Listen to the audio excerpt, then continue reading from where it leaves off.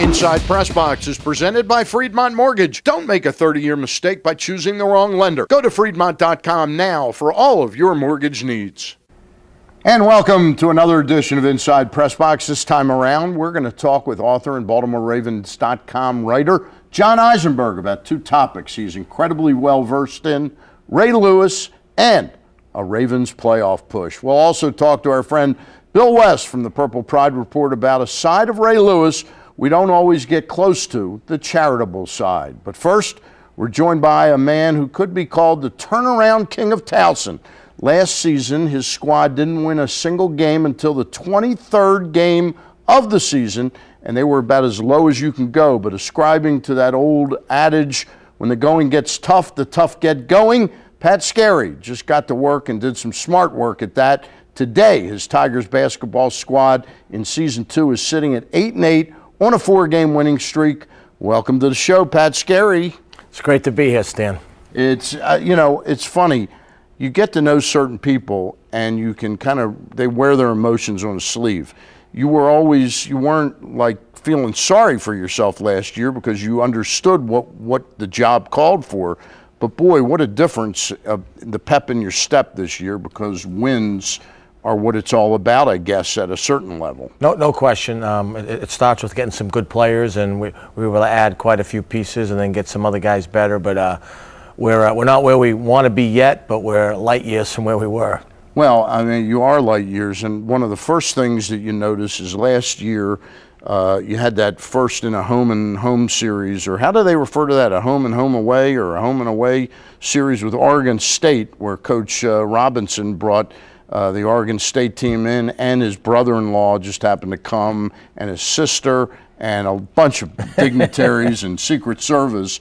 But you went out this year and beat Oregon State. That's pretty much an amazing turnaround. Huge win for us to go out and play a Pac-12 BCS team on the road and get a win in overtime. So any win on the road is obviously the most gratifying thing in a team sport, but we got one there and we were happy for it. What'd you say to Coach Robinson afterwards? See, without the Secret Service, you're not too good? Nobody got patted down. I'll bet he wasn't in too good a mood at that.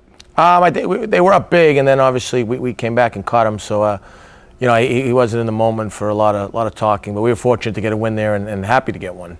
Now, we have this event that we do every second Thursday, and we had Coach Ambrose earlier in the week, and we were talking about the issue of changing a losing culture. Which is tougher, changing the losing culture to winning for a season, or sustaining that after the season? Are you at all concerned about how you're going to sustain what you have going on now, or you're just busy trying to keep changing that culture right now? I think keep changing. We talked about when we first got here, and Rob's done an unbelievable job with his program, is changing habits. And once you change habits, then you develop culture. And then when you have culture, you have a program. Yeah. I've been on both sides of it. I think it's the hardest thing is to get it going at first. If building was easy, everybody would sign up for it. So we welcome to get to the point where we want to get and then have to sustain it. Now, we were talking off the air a little while ago about how you started your career at a Division III school, Curry College in Massachusetts. You were what, 23, 24 years old as a head coach? An old 26 I was. 26, okay. But you coached there, I think, for 2 seasons or 3 seasons. 2 years. And then you took, 9 to 10, 11 years, a circuitous route to get back to head coaching at the Division I level.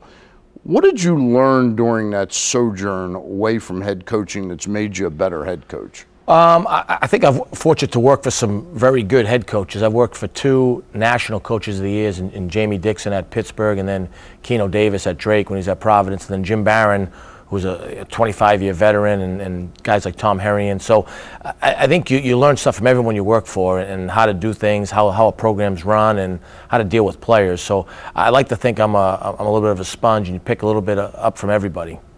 Now, this squad that you have this year, tell us its strengths and its weaknesses right now. Well, I think our strength is certainly our defense and rebounding. We're top 40 in the country and top of our conference in both of those. And it's a mentality we want to have. We want to be tough physically and mentally, and then defend and rebound.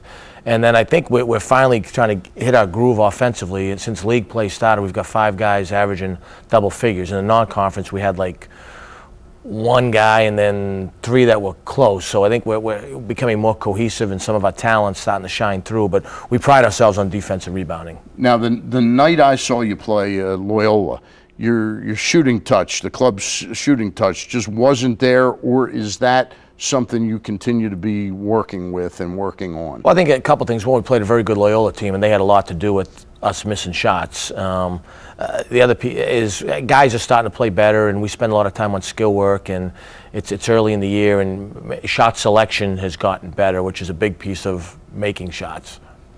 Tell me a little bit about this game you've got coming up, the next game on your schedule. You got Northeastern. We play Towson University, who's also 3-0 in the conference, on Saturday noon. Huge game at the Towson Center. They're good. They got 2 all-conference senior guards, and you win with great guards. And then they got a terrific sophomore up front named Quincy Ford, who might be able to play at the next level. And Billy Cohn, who's been was a long-time assistant before he got to Northeastern, has done a great job there. So it's going to be a war, and we're excited about the challenge, though. All right, 8-8, 4-game winning streak. Tell me what's in the hopper for next year that's going to make your club better. Well, we're going to return everybody but 1 guy, and so guys will get better. And then we've got 2 good transfers sitting out. A former Glenn, who was Rookie of the Year at Vermont, from up the road in York, Pennsylvania, is a tremendous guard who really shoots the basketball. Great shooter, yeah. Big-time shooter. And then we got another young wing named Marquise Marshall, Donielle Marshall's son, who's also a redshirt freshman for us sitting out. And then we've signed 3 high school guys too that we think have a chance to really help us. So, the more good players you have, the better you look on the sideline. All right. So every time when I see you now, if you got that little smirk on your face, you just signed somebody good, or you're winning a game. Let's hope so. All right. Pat, thank you very much, and congratulations on your team's successes. Thanks, Stan. All right. Up next is simply one of the best sports writers around, and we'll talk to John Eisenberg about yet another playoff push. That's right after these messages. Inside PressBox is presented by Friedmont Mortgage. Don't make a 30-year mistake by choosing the wrong lender. Go to Friedmont.com now for all of your mortgage needs.